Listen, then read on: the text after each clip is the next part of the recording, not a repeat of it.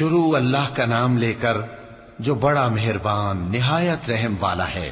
حامیم، اس کتاب روشن کی قسم کہ ہم نے اس کو ایک مبارک رات میں نازل فرمایا، ہم تو خبردار کرنے والے ہیں۔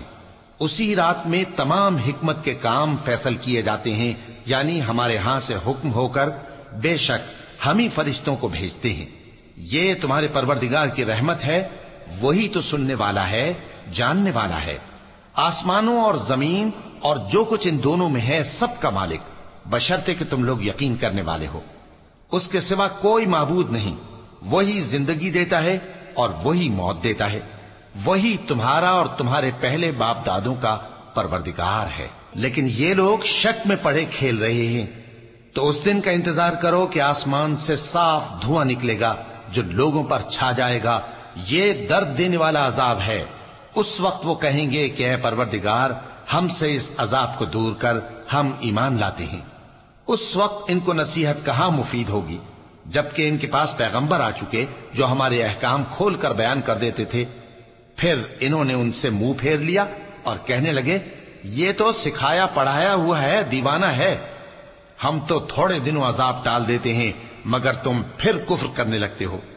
جس دن ہم بڑی سخت گرفت کریں گے تو بے شک انتقام لے کر چھوڑیں گے۔ اور ان سے پہلے ہم نے قوم فرعون کی آزمائش کی اور ان کے پاس ایک عالی قدر پیغمبر آئے جنہوں نے یہ کہا کہ اللہ کے بندوں یعنی بنی اسرائیل کو میرے حوالے کر دو، میں تمہارا امانت دار پیغمبر ہوں، اور اللہ کے سامنے سرکشی نہ کرو، میں تمہارے پاس کھلی دلیل لے کر آیا ہوں، اور اس بات سے کہ تم مجھے سنسار کرو، میں اپنے اور تمہارے پروردگار کی پناہ لے چکا ہوں، اور اگر مجھ پر ایمان نہیں لاتے تو مجھ سے الگ ہو جاؤ۔ تب موسیٰ نے اپنے پروردگار سے دعا کی کہ یہ نافرمان لوگ ہیں۔ اللہ نے فرمایا کہ اچھا، میرے بندوں کو راتوں رات لے کر چلے جاؤ، اور فرعونی ضرور تمہارا تعاقب کریں گے، اور سمندر سے کہ ٹھہرا ہوا ہوگا پار ہو جانا، تمہارے بعد وہ پورا لشکر ڈبو دیا جائے گا۔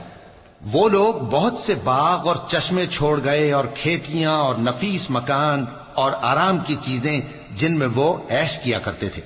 اسی طرح ہوا، اور ہم نے دوسرے لوگوں کو ان چیزوں کا مالک بنا دیا۔ پھر ان پر نہ تو آسمان اور زمین کو رونا آیا اور نہ ان کو مہلت ہی دی گئی، اور ہم نے بنی اسرائیل کو ذلت کے عذاب سے نجات دی، یعنی فرعون سے۔ بے شک وہ سرکش اور حد سے نکلا ہوا تھا، اور ہم نے بنی اسرائیل کو اہل عالم میں سے علم کی بنیاد پر چنا تھا، اور ان کو ایسی نشانیاں دی تھیں جن میں کھلی آزمائش تھی۔ یہ لوگ یہ کہتے ہیں کہ ہمیں صرف پہلی دفعہ یعنی ایک بار مرنا ہے اور پھر اٹھنا نہیں، پس اگر تم سچے ہو تو ہمارے باپ دادا کو زندہ کر لاؤ۔ بھلا یہ اچھے ہیں یا تبا کی قوم اور وہ لوگ جو ان سے پہلے ہو چکے ہیں؟ ہم نے ان سب کو ہلاک کر دیا، بے شک وہ گناہگار تھے۔ اور ہم نے آسمانوں اور زمین کو اور جو کچھ ان میں ہے اس کو کھیل کے لیے نہیں بنایا، ان کو ہم نے تدبیر سے پیدا کیا ہے، لیکن اکثر لوگ نہیں جانتے۔ کچھ شک نہیں کہ فیصلے کا دن ان سب کے جی اٹھنے کا وقت ہے، جس دن کوئی دوست کسی دوست کے کچھ کام نہ آئے گا اور نہ ان کو مدد ملے گی مگر جس پر اللہ مہربانی کرے۔ بے شک وہی غالب ہے، بڑا مہربان ہے۔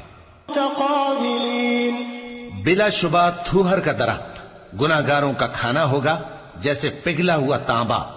وہ تھوہر پیٹوں میں اس طرح کھولے گا جس طرح گرم پانی کھولتا ہے۔ حکم دیا جائے گا کہ اس کو پکڑ لو اور کھینچتے ہوئے دوزخ کے بیچوں بیچ لے جاؤ، پھر اس کے سر پر کھولتا ہوا پانی انڈیل دو کہ عذاب پر عذاب ہو۔ اب مزہ چکھ، تو بڑی عزت والا اور سردار تھا۔ یہ وہی دوزخ ہے جس میں تم لوگ شک کیا کرتے تھے۔ بے شک پرہیزگار لوگ چین کے مقام میں ہوں گے، یعنی باغوں اور چشموں میں باریک اور دبیز ریشم کا لباس پہن کر ایک دوسرے کے سامنے بیٹھے ہوں گے۔ پناہ مانگتا ہوں میں اللہ کی شیطان مردود سے۔ شروع اللہ کا نام لے کر جو بڑا مہربان نہایت رحم والا ہے۔ وہاں اس طرح کا حال ہوگا، اور ہم بڑی بڑی آنکھوں والی حوروں کو ان کی بیویاں بنا دیں گے۔ وہاں امن و اطمینان سے ہر قسم کے میوے منگائیں گے اور کھائیں گے، اور پہلی دفعہ کے مرنے کے علاوہ موت کا مزہ پھر نہیں چکھیں گے، اور اللہ ان کو دوزخ کے عذاب سے بچا لے گا۔ یہ تمہارے پروردگار کا فضل ہے، یہی تو بڑی کامیابی ہے۔